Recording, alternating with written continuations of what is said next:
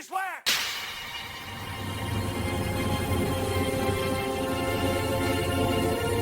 The nanny who cut the millionaire's daughter's hair. The silence in the penthouse was not merely an absence of sound, it was a presence, a heavy, polished thing that absorbed the soft hum of the city far below and the whisper of the central air.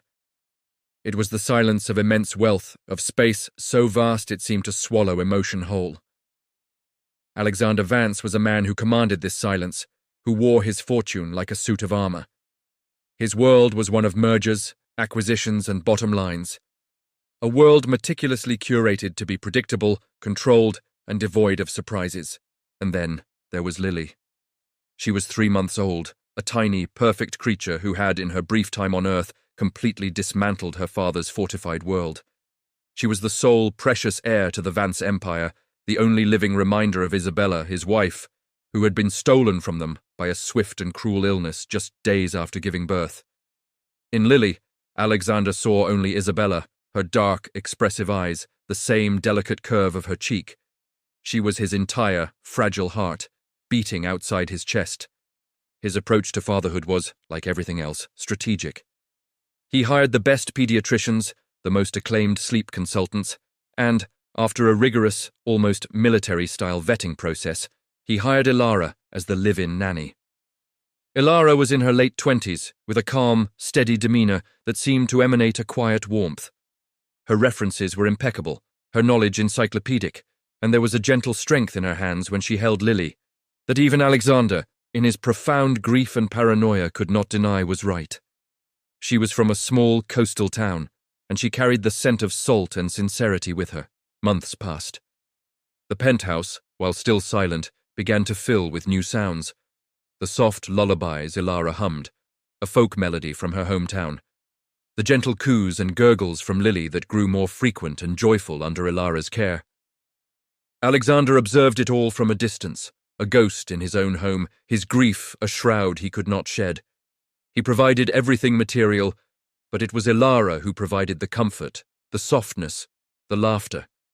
He was grateful, in his detached way, but the chasm of his loss kept him from truly crossing the room and connecting with the baby who so desperately needed him. One Tuesday afternoon, Alexander returned from a board meeting that had ended early. The usual silence greeted him, but it was different. It was focused. He walked through the marble foyer towards the nursery, the plush carpet muffling his steps. The door was slightly ajar. He saw a scene that, for a frozen, heart-stopping second, made his blood run cold. Ilara was standing with her back to him, holding Lily in her arms. The afternoon sun streamed through the massive window, illuminating them in a halo of gold. And in Ilara's hand was a small, silver pair of scissors.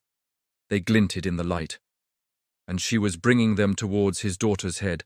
A lock of Lily's hair, the same silken, dark hair that was so like Isabella's, fell softly, fluttering like a tiny black feather before settling on the white sheet Ilara had draped over her shoulder. Rage, white-hot and blinding, erupted within Alexander.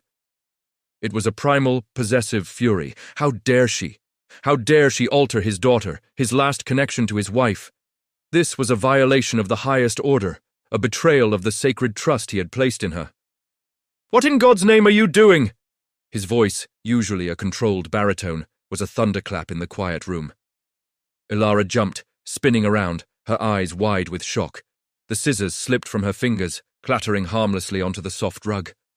Lily, startled by the noise, began to whimper. "Mr. Vance, you're home early," she stammered, her face pale. "That is abundantly clear," he snarled, striding into the room and snatching Lily from her arms. The baby, sensing his tension, began to cry in earnest. He held her close, his body a rigid shield. "Explain yourself, now, or I will call the police so fast it will make your head spin." Tears welled in Ilara's eyes, but they were not tears of guilt or fear, he noticed with a flicker of confusion.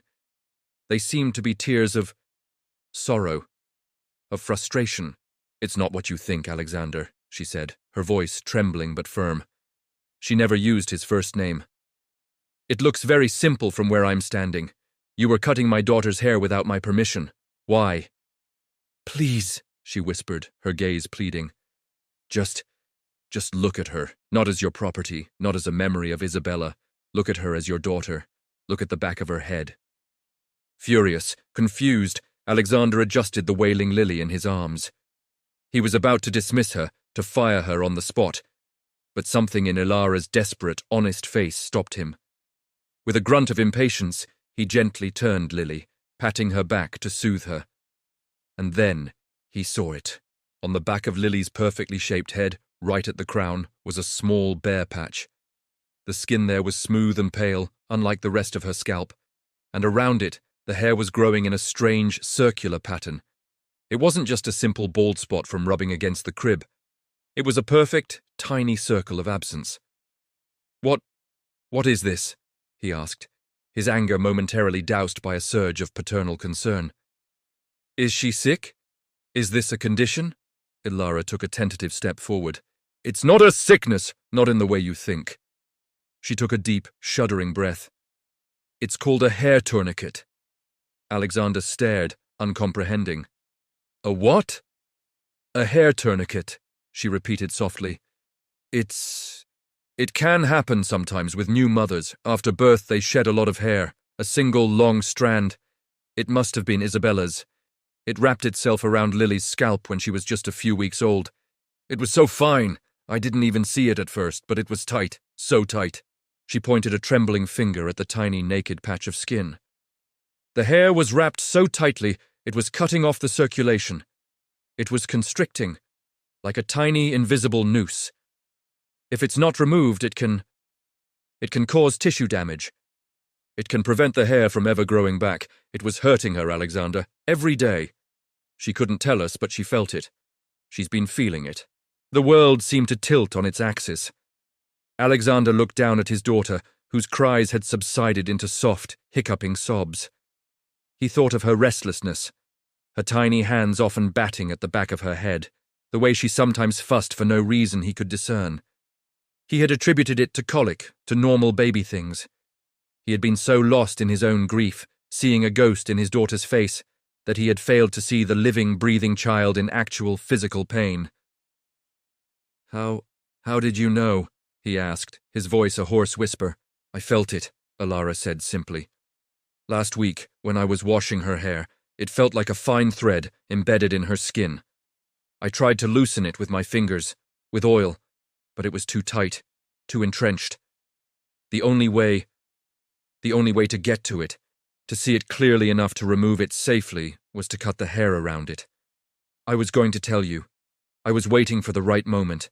But today, she was so agitated, rubbing her head against my shoulder. I knew I had to do it now. I was trying to help her. I would never ever hurt her. I love her as if she were my own." The truth of her words crashed over him.